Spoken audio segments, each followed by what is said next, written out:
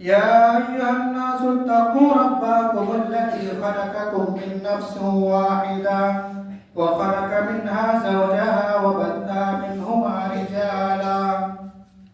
رجالا كثيرا ونساء واتقوا الله الذي تساءلون به والأرحام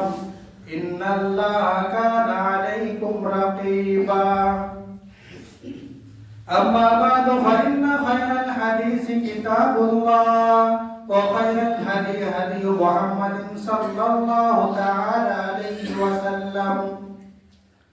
وشر الأمور محدثاتها وكل محدثة بدعة وكل بدعة ضلالة وكل ضلالة في النار. أعوذ بالله السميع العليم من الشيطان الرجيم من همزه ونفخه ونفسه. بسم الله الرحمن الرحيم.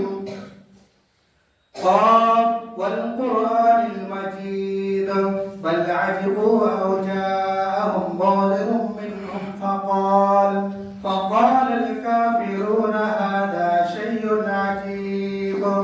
أئذا متنا وكنا ترابا ذلك رجع بعيد. وقال الله تبارك وتعالى في موضع آخر يوم تبدل الأرض غير الأرض والسماوات وبرزوا لله الواحد القهار. محترم و مکرم مشفق و مربی اساتذہ اکرام، بزرگان دین، عزیز طلبہ، تمام قسم کی تعریفات و توصیفات بزرگی بڑائی اس وحدہ لا شریک خالق کائنات مالک ارض و سما کے لیے لائق و زیبا ہے، جس نے ہم منی و انسان کو اشرف المخلوقات کر کے اس دار فانی کے اندر مبعوث فرمایا. اس کے بعد درود و سلام نازل ہو تمام انبیاء علیہ الصلوۃ والسلام پر، خصوصاً ہماری آخری نبی تاجدار مدینہ احمد مصطفیٰ محمد مصطفیٰ سرکار دو عالم صلی اللہ علیہ وسلم پر. اللہم صلی علیہ و اللہم بارک علیہ. سامعین کرام، آج میں آپ حضرات کے سامنے جس عنوان کو لے کر روبرو ہوا ہوں، اس عنوان کا نام ہے قیامت کی ہولناکی. عزیزان کرامی، قیامت برحق ہے اور قیامت کے دن ہم سب کو اٹھنا ہے اور میدان محشر میں جمع ہونا ہے. لیکن یاد رکھیے، قیامت کے روز جب ہم اٹھائے جائیں گے تو ہم اپنے آخری عمل کی بنیاد پر اٹھائے جائیں گے. اگر کوئی انسان اس دنیا کے اندر شراب پیتا ہوا انتقال کرتا ہے، قیامت کے روز اس حال میں اٹھایا جائے گا کہ شراب کی بوتل اس کے ہاتھ میں ہوگی. اگر کوئی انسان اس دنیا کے اندر زنا کرتا ہوا انتقال کرتا ہے تو قیامت کے روز اس حال میں اٹھایا جائے گا کہ وہ زنا کر رہا ہوگا. اگر کوئی انسان اس دنیا کے اندر قرآن کریم کی تلاوت کرتا ہوا انتقال کرتا ہے، قیامت کے روز اس حال میں اٹھایا جائے گا کہ وہ قرآن کریم کی تلاوت کر رہا ہوگا. اگر کوئی انسان اس دنیا کے اندر اللہ کی عبادت کرتا ہوا انتقال کرے گا، نماز پڑھتا ہوا انتقال کرے گا، تو قیامت کے روز اس حال میں اٹھایا جائے گا کہ وہ اللہ رب العالمین کی عبادت کر رہا ہوگا. الغرض ہر انسان اپنے آخری عمل کی بنیاد پر اٹھایا جائے گا. اللہ کے رسول صلی اللہ علیہ وسلم نے فرمایا انما الاعمال بالخواتیم، کہ اعمال کا دار و مدار خاتمے پر ہے. اور اس کا اس حدیث کے ساتھ بڑا گہرا تعلق ہے جس حدیث کے اندر یہ کہا گیا ہے کہ ہر انسان اپنے آخری عمل کی بنیاد پر اٹھایا جائے گا. اللہ کے رسول صلی اللہ علیہ وسلم نے ارشاد فرمایا یبعث کل عبد علی ما مات علیہ، ہر بندہ اپنے آخری عمل کی بنیاد پر اٹھایا جائے گا جس پر اس کی موت واقع ہوئی ہے. حضرت عبداللہ ابن عمر رضی اللہ تعالیٰ عنہ ایک دوسری روایت کے اندر ارشاد فرماتے ہیں کہ اللہ کے رسول صلی اللہ علیہ وسلم نے ارشاد فرمایا اذا اراد اللہ بقوم عذابا،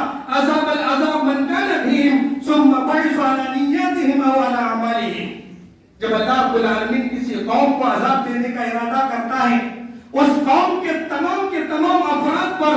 اللہ رب العالمین کا عذاب آتا ہے۔ آپ کو معلوم ہے کہ ابھی جو اللہ رب العالمین کا عذاب آپ کی شکل میں آئی تھی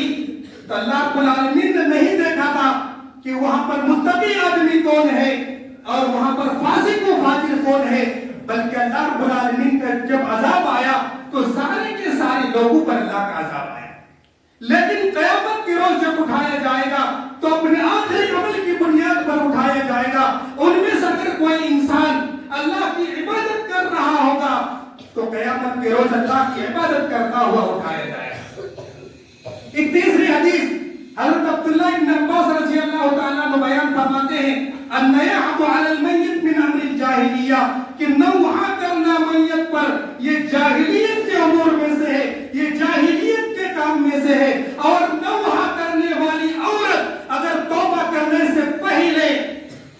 اگر وہ مر جاتی ہے قیامت کے روز اس حال میں اٹھایا جائے گا کہ اس کے اوپر گندک کا لباس ہوگا اور پھر اس کے اوپر آگ کا لباس پہنا دیا جائے گا۔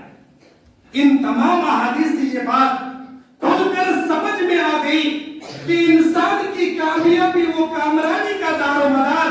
اس کے خاتمے پر ہے، اس کے آخری عمل پر ہے۔ اسی لیے ہم تمام مسلمانوں کے لیے ضروری ہے کہ ہم تمام تر گناہوں سے فوراً سچی توبہ کرتے ہوئے اپنے آپ کی اصلاح کریں، تاکہ جب ہمارا خاتمہ ہو تو خاتمہ بالخیر ہو، جب ہمارا خاتمہ ہو خاتمہ بالایمان ہو، جب ہمارا خاتمہ ہو تو خاتمہ بالاسلام ہو۔ میرے بھائیوں، ہم تو اٹھا لیے جائیں گے قبر سے، لیکن اس کے بعد میدان محشر کہاں پر قائم ہوگی؟ اللہ رب العالمین نے قرآن کریم کے اندر ارشاد فرمایا یوم تبدل الارض غیر الارض والسماوات وبرزوا للہ الواحد القہار، جس دن اس زمین کو اور زمین سے بدل دی جائے گی، اس آسمان کو اور آسمان سے بدل دیے جائیں گے، اور تمام کے تمام لوگوں کو اللہ رب العالمین کے سامنے حاضر کیے جائیں گے۔ وہ اللہ جو ایک ہے اور تمام چیزوں پر غالب ہے۔ میرے بھائیوں، اس آیت کریمہ سے پتہ ہی چلا کہ قیامت کے روز اللہ رب العالمین اس زمین کو اور زمین سے بدل دے گا، جس زمین کے اوپر ہم تمام لوگوں کا حساب و کتاب ہوگا، اس آسمان کو اور آسمان سے بدل دے گا جس کے نیچے ہم تمام لوگوں کا حساب و کتاب ہوگا۔ حضرت ثوبان رضی اللہ تعالیٰ عنہ بیان فرماتے ہیں ایک دفعہ میں اللہ کے رسول صلی اللہ علیہ وسلم کے پاس کھڑا تھا، یہود کے علماء میں سے ایک عالم اللہ کے رسول صلی اللہ علیہ وسلم کے پاس آئے اور کہا السلام علیکہ یا محمد۔ قرآن کریم کے اندر ایک آیت نازل ہوئی ہے کہ قیامت کے روز اس زمین کو اور زمین سے، آسمان کو اور آسمان سے بدل دیے جائیں گے، تو بتائیے صحیح اس وقت لوگ کہاں پر ہوں گے؟ اللہ کے رسول صلی اللہ علیہ وسلم نے ارشاد فرمایا کہ اس وقت لوگ پل صراط کے اندھیروں میں ہوں گے۔ اما عائشہ صدیقہ رضی اللہ تعالیٰ عنہا بیان فرماتی ہے کہ آپ صلی اللہ علیہ وسلم سے اسی آیت کریمہ کے متعلق سوال کیا گیا تو آپ صلی اللہ علیہ وسلم نے بیان فرمایا کہ اس وقت لوگ پل صراط کے اندھیروں میں ہوں گے۔ جب کہ حضرت سعد بن سعد رضی اللہ تعالیٰ عنہ بیان فرماتے ہیں اللہ کے رسول صلی اللہ علیہ وسلم نے ارشاد فرمایا یحشر الناس یوم القیامہ علی ارض بیضاء افراء کقرصۃ النقی لیس فیہا علم لأحد، کہ قیامت کے روز انسان ایک ایسی زمین پر اکٹھے کیے جائیں گے جو زمین مائدے کے روٹے کی مانند سفید سر کی مائل ہوگی، اور اس پر دکان مکان مینار نام کی کوئی چیز نہیں ہوگی، اور اسی زمین پر تمام کے تمام لوگوں کو جمع کر دیا جائے گا۔ حضرت معاویہ بن حیدہ رضی اللہ تعالیٰ عنہ بیان فرماتے ہیں کہ ایک دفعہ اللہ کے رسول صلی اللہ علیہ وسلم ملک شام کی طرف اشارہ کرتے ہوئے بیان فرمایا تحشرون ہا ہونا تحشرون ہا ہونا تحشرون ہا ہونا، کہ تم لوگ اسی زمین پر اکٹھا کیے جاؤ گے۔ اس کے بعد تمام کے تمام لوگوں کو جب میدان محشر میں جمع کر دیا جائے گا، سارے کے سارے لوگوں کو تین جماعت میں تقسیم کر دیا جائے گا۔ پہلی جماعت کے لوگوں میں وہ لوگ ہوں گے جو اللہ رب العالمین سے ڈرنے والے، اللہ رب العالمین سے امید لگانے والے ہوں گے۔ دوسری جماعت کے لوگوں میں